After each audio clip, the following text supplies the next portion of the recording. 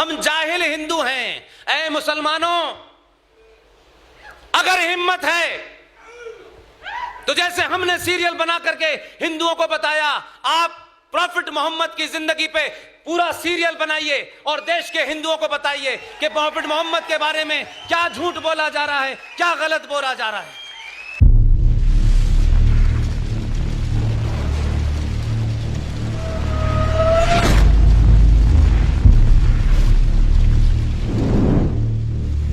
नमस्ते, Indic view में आप सबका स्वागत है। हिंदुओं ने तो अपने आराध्य भगवान श्री राम, श्री कृष्ण पे धारावाहिक बना के उनके चरित्र को पूरी दुनिया के सामने पेश कर दिया। क्या मुसलमानों में इतनी हिम्मत है कि वो अपने मुंह बोले नबी के ऊपर कोई फिल्म या कोई धारावाहिक बना के पूरी दुनिया को दिखा सके? मुसलमान अक्सर दावा करते हैं कि उनका नबी दुनिया का सबसे बेहतरीन किरदार है। यहाँ पुष्पेंद्र कुलश्रेष्ठ जी ने मुसलमानों को चुनौती देते हुए कहा कि अगर तुम्हारे नबी का किरदार इतना ही बेहतरीन है तो एक सीरियल, एक फिल्म बना के पूरी दुनिया को दिखा क्यों नहीं देते। आइए सुनते हैं पुष्पेंद्र जी ने अपने व्याख्यान में मुसलमानों को और क्या क्या कहा।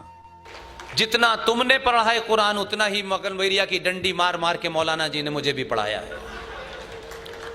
इसलिए ध्यान रखिएगा, ये हिंदुस्तान इस्लामिक देश नहीं है, और इस्लामिक देश हो तो वहां की हर चीज इस्लामिक होती है। भारत सनातनी देश है और भारत के अंदर इस्लाम का कोई भी कानून काबिले कबूल नहीं है। सरकार हो, समाज हो, किसी का मजहब उसकी निजी पहचान है। वो अपने घर में उस मजहब में क्या करता है हम नहीं जानते। को थूक के खाता है या थूका हुआ खाता है, ये उसका निजी मामला है। लेकिन इस राष्ट्र के ऊपर थूकने की इजाजत किसी को नहीं दी जा सकती। इसलिए मेरा सिर्फ इतना ही कहना है, बहुत और भी लोग इस देश में रह रहे हैं, सिर्फ आप ही नहीं रह रहे। इसलिए अगर आप ये कहकर के झूठ बोलते हैं कि इस्लाम में ऐसे ऐसे लोग हैं जोकर। उत्तर प्रदेश में योगी ने कहा कि सुप्रीम कोर्ट का आदेश है कि भाई ये जो लाउड स्पीकर है इसको इतने बजे से इतने बजे तक बंद रहना है। अच्छा, ये जाहिल ये समझते हैं कि आप महामूर्ख खोलोगे, और आपकी दिक्कत यह है कि आपके लिए प्रायोरिटी कुछ और है जिंदगी की। गाड़ी कौन सी लेनी है आपकी ये प्रायोरिटी है, मकान कहां लेना ये प्रायोरिटी है। वो पहुंच गए, मैं कोर्ट की भाषा बता रहा हूं, अपनी भाषा नहीं बता रहा। कुछ पहुंच गए जल्दी जल्दी, टोपी वोपी ढूंढ डांड के लगा करके कोर्ट में, और बोले जज साहब। अच्छा, वो ये समझ रहे हैं कि आजकल कुरान जो है सिर्फ मुसलमान ही पढ़ता है। कुरान किसी के लिए पवित्र है, होनी चाहिए, वो उनका मामला है। लेकिन कुरान को पढ़ने से कोई किसी को रोक सकता है क्या? हमने गीता या रामायण को ये कहा मत पढ़ो। हम तो इतने बहादुर लोग हैं कि रामायण क्या है, राम कौन थे, राम की मां कौन थी, उनके पिता कौन थे, उनकी कितनी पत्नियां थी। हम में आज भी 2022 के भारत में इतनी हिम्मत है कि हमने दुनिया को समझाने के लिए रामायण क्या चीज है, वो लोग जो इस सनातनी सभ्यता भगवान राम कृष्ण को नहीं जानते। आधुनिक दौर में टेलीविजन आया, हमने सीरियल बना करके भगवान राम, सीता, लक्ष्मण सब कुछ सार्वजनिक कर दिया। और जिसको जो टिप्पणी करनी है करे, किसी की टिप्पणी से सनातनी हिंदू परंपरा टूट नहीं सकती। डर उन्हें लगता है जो मैं खुले आम कहना चाहता हूं।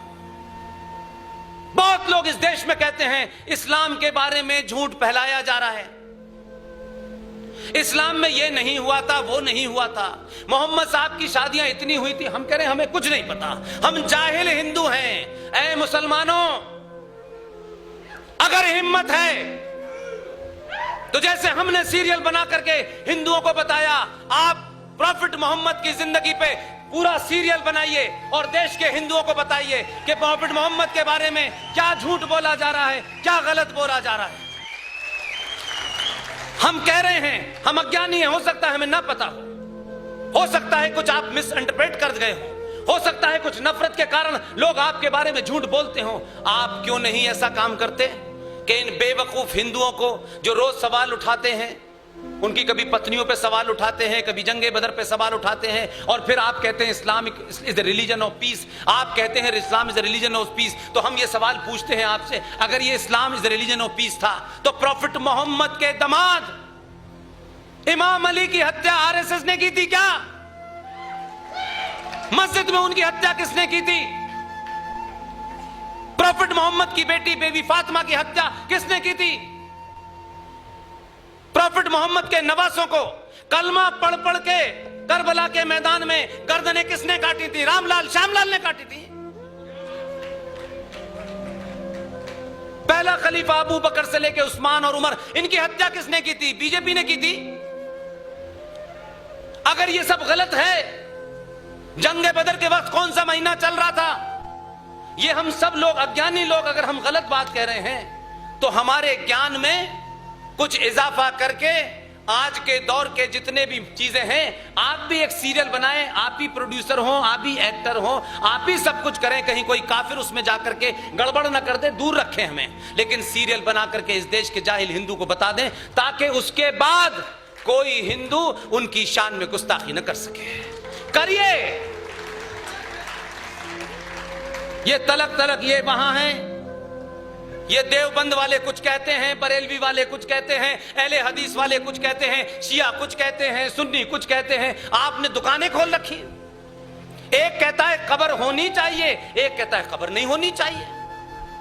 वो देवबंद वाले कहते हैं हमारा कब्रों में कोई लेना देना नहीं है, कब्रें हराम हैं, क्योंकि मोहम्मद साहब की भी कब्र नहीं थी, उन्होंने मना करा था कि मेरी ना कब्र होगी ना तस्वीर होगी। लेकिन बरेलवी वाले कहते हैं नहीं, कब्रें होनी चाहिए। आपने दुकानें खोल रखी हैं, ये ठीक तो ये बिक जाएगा, ये नहीं तो ये बिक जाएगा। आप तो हमारी छोड़ दीजिए।